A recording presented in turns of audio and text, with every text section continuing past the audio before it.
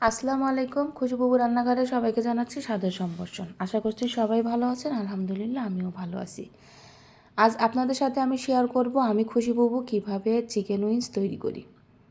তো আমি chicken wings তৈরি করার জন্য এখানে নিয়েছি 12 পিস চিকেন উইংস। আর চিকেন উইংসটা তৈরি করার জন্য মশলা নিয়েছি। চিকেন উইংসটা কিন্তু সবসময় একটু বেশি ঝাল ঝাল টাইপের হয়।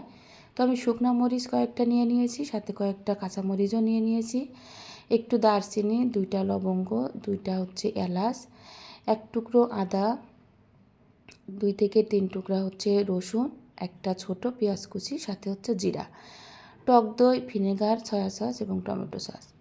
তো মশলা কুচানোগুলো সব আমি দিয়ে দিলাম ব্লেন্ডারে। একে একে soya sauce, vinegar, tomato sauce, টক দই দিয়ে পরিমাণ মতো একটু লবণ দিয়ে খুব ভালোভাবে আমি এই মশলাটা ব্লেন্ড করে নেব।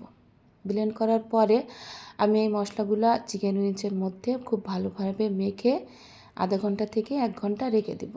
যার যার মর্জি মতোই রাখতে পারেন। আমি এখানে প্রায় আধা ঘন্টার মতোই রেখেছিলাম চিকেন উইংসগুলো মশলা দিয়ে মেখে। এভাবে করে মেখে রেখে দিলে দেখা যায় যে মশলাগুলো সব চিকেন উইংসের মধ্যে ঢুকে যাবে এবং খেতে বেশ ভালোও লাগবে। তো আমি এখানে কিন্তু কোনো প্রকার ময়দা ইউজ করিনি। আমার কাছে ময়দা ছিল না, এই জন্য আমি ময়দাটা না দিয়ে আমি হচ্ছে মশলা দিয়ে চিকেন উইংসগুলো ম্যারিনেট করে রাখার পরে অল্প একটু পানি দিয়ে হালকা করে একটু সিদ্ধ করে নিয়েছিলাম।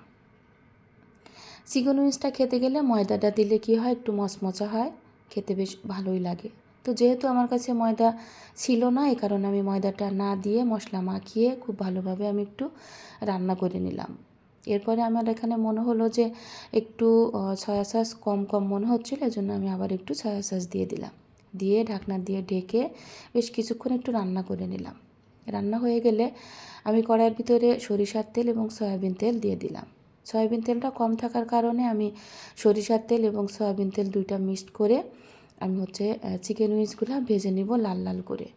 আপনারা শুধু সয়াবিন তেল দিয়ে ভেজে নিতে পারেন, কোনো সমস্যা নাই।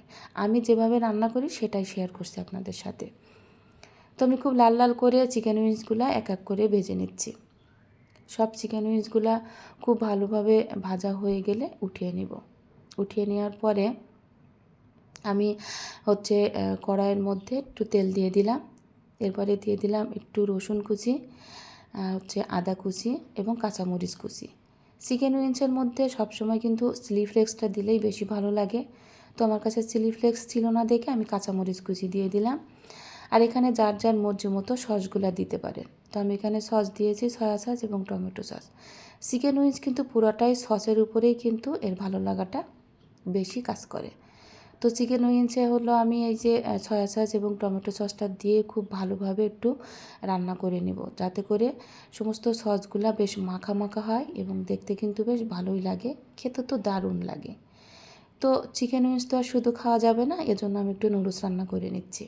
নুডলস রান্না করার জন্য আমি আগেই নুডলসটা সিদ্ধ করে রেখেছিলাম। এরপরে হচ্ছে পেঁয়াজ মরিচের মধ্যে একটা ডিম ভেঙে দিলাম। এরপরে নুডলসের মশলাটা দিয়ে খুব ভালোভাবে আমি ডিমটা ভেজে নিব। আর হচ্ছে চিকেন উইংস সিদ্ধ করার সময় যে মশলাগুলো ছিল সেই মশলার মধ্যেই আমি সিদ্ধ করা নুডলসটা ঢেলে দিলাম। এরপরে ডিম এবং পেঁয়াজ মরিচ ভাজাটা হচ্ছে নুডলসের মধ্যে দিয়ে খুব সুন্দরভাবে নাড়াচাড়া করে আমি রান্না করে নিলাম।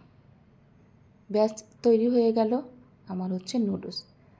তো এই খাবারটা যদি রেস্টুরেন্টে খাওয়া যেত তাহলে কিন্তু 250 টাকা প্লেট হতো। আমার রান্নাটা কেমন হলো অবশ্যই কিন্তু কমেন্ট করে জানাবেন।